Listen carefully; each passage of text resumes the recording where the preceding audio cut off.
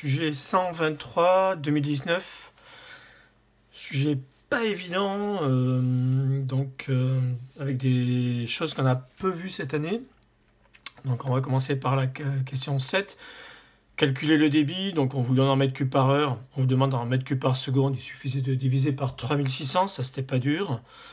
On vous demande la masse des fumées, donc la masse égale la masse volumique fois le volume.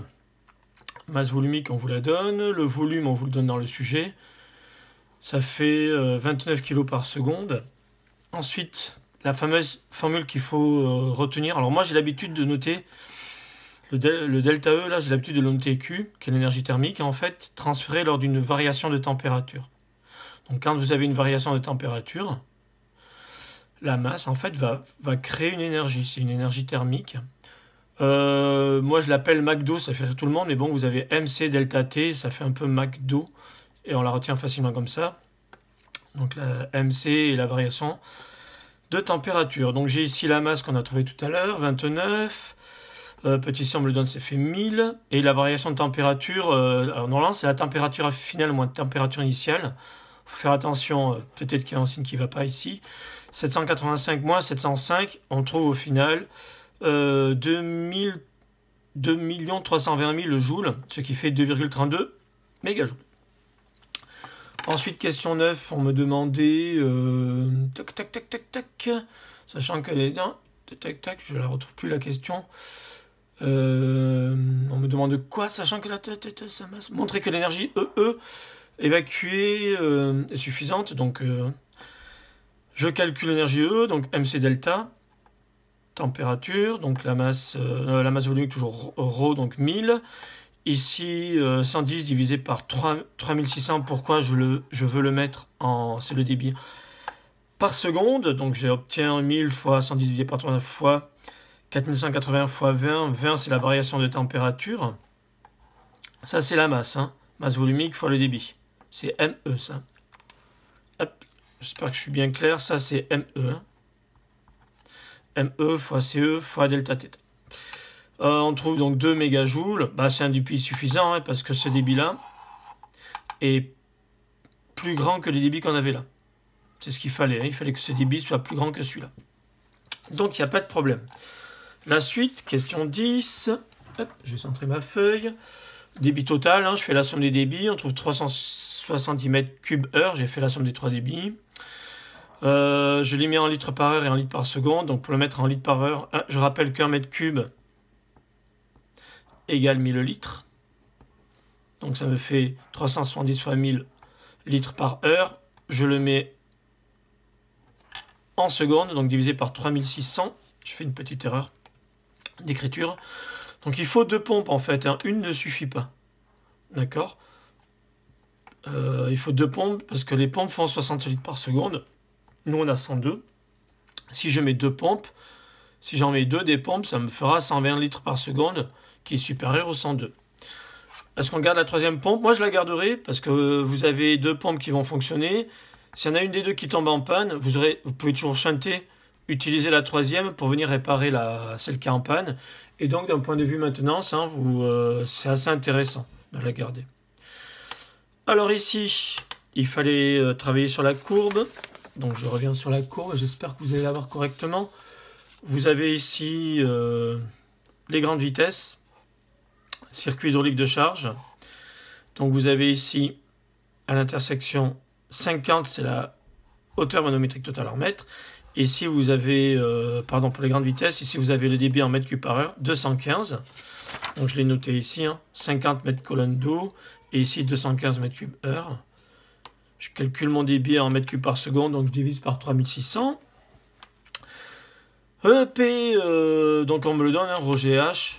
Donc c'est la variation de hauteur fois la masse volumique fois petit g. Petit g, on vous donne 10. ρ, on vous donne 1000. Et h, on vient de le trouver, 50. 50, oui, c'est ça. Donc ça fait du 5-10 puissance 5 pascal. Alors je l'exprime comme ça.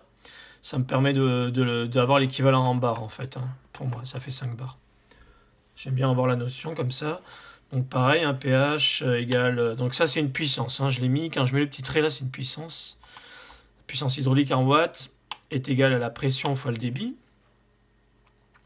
On le retrouve dans Bernoulli, ça, en fait.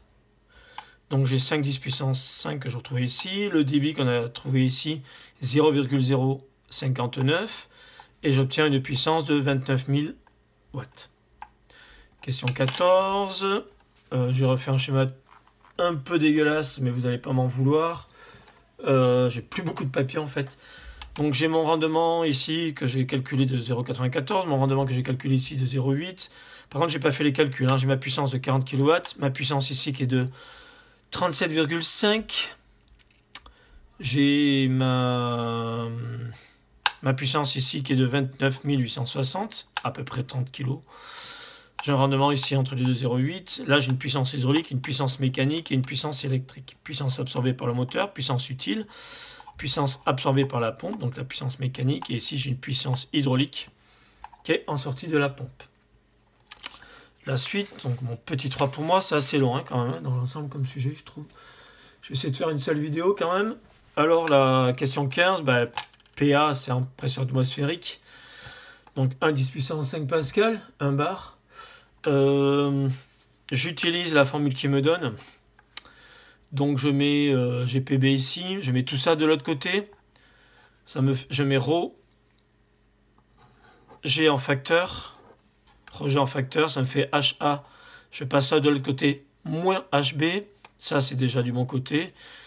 Puis voilà, donc ça me fait PA plus ρ G H, en fait, la variation de hauteur, plus la puissance moins delta P. Je remplace, PA on l'a trouvé tout à l'heure, 1 10 puissance 5, ρ c'est G, petit g on me donne 10. La variation de hauteur, si vous regardez le sujet, ça fait 0-7. Où est-ce que j'en suis? La puissance ici, on avait trouvé tout à l'heure 5. Je vous rappelle qu'on avait trouvé ici 5 10 puissance 5. Moins 3,6, ce sont les dp qu'on vous donne, 3,6 10 puissance 5. Ça, c'est 1000 x 10 x 50. C'est celui qu'on avait trouvé ici, là. Ok, donc j'ai rassemblé tous les 10 puissance 5. J'en ai 1 et 5, ça fait 6. 6 moins 3,2, ça fait 2,4. Et ça, là, ça fait moins 70 000. Donc j'ai trouvé PB égale 170 000 pascal. 1,7 10 puissance 5 pascal. Ça fait à peu près 2 bars, ce qui est pas mauvais. Donc la pression en B est supérieure à la pression atmosphérique. Il n'y a pas de problème de cavitation. C'est quoi la cavitation? C'est un phénomène que vous ne connaissez pas trop. En fait, si j'ai une variation de pression, je vais étirer l'eau, entre guillemets, et ça va me créer des bulles. Il y a ça dans les bateaux, des fois, au niveau des hélices. Quand les hélices tournent à une certaine vitesse, il y a un phénomène d'aspiration et un phénomène de variation de pression qui crée des bulles derrière les hélices. Et ça peut abîmer les hélices, en fait. Cavitation, s'il y a une dépression, il y a un risque de création de bulles de gaz, en fait, ce que je viens de dire. En fait, le mot cavitation, ça vient de cavité, en fait. C'est un trou, c'est du vide. C'est ce qu'on appelle une bulle de vide, en fait. Donc c'est assez dangereux. En plus, ça abîme les hélices et tout. Et ça porte préjudice, quoi. Alors ici, question 17. Petite vitesse. Donc je l'ai mis ici d'une autre couleur. Petite vitesse. J'ai mon point d'intersection qui n'est pas très bien fait ici. Pardon. J'ai trouvé en gros 28, à peu près ici. Il n'est pas bien dessiné, mais on va dire qu'il a 28. J'ai trouvé 28. Là, je ne l'ai pas fait, mais s'il fallait le faire, on arrive en gros sur 160. Alors, je l'ai mis ici. J'ai mis 28 ici. Et là, j'ai trouvé 165. Il n'écrit plus. Les joies du direct. 165. Je l'avais fait sur notre feuille au brouillon et j'ai oublié de le faire au propre ici. Pardon. Donc j'obtiens quoi? J'obtiens 28 et 165. J'ai mis le débit en mètres cubes par seconde, qui sont les unités légales. Donc je divise par 3600. Ma puissance, c'est égal à ma pression fois le débit. Donc ma pression ici, c'est ρ G Z. Ρ, c'est 1000. G, c'est 10. Z, je l'ai trouvé ici, 28. Hop. Le débit, je viens de le trouver. Donc j'obtiens une puissance de 12 833, en gros 13 000 watts. En gros. Le rendement, je rappelle que le rendement, c'est la puissance sortie sur la puissance entrée. Donc puissance hydraulique, je retrouve le schéma ici.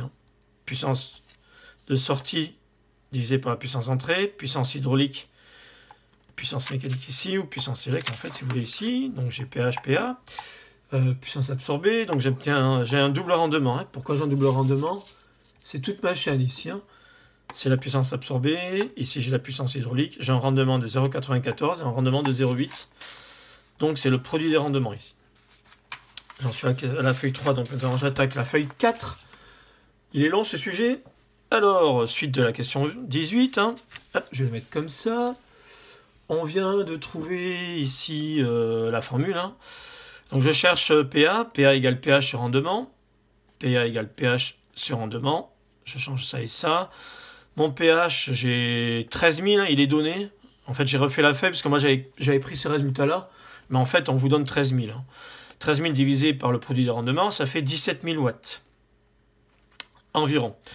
Quoi comme une économie? Ben, on avait 40 000 au départ. Ici, on a 17,3 kW. Donc, ça me fait une économie de 22,7 kW. Ce qui n'est pas négligeable. Hein. C'est une belle économie de 50% quasiment. Même un peu plus, on est presque à 60%.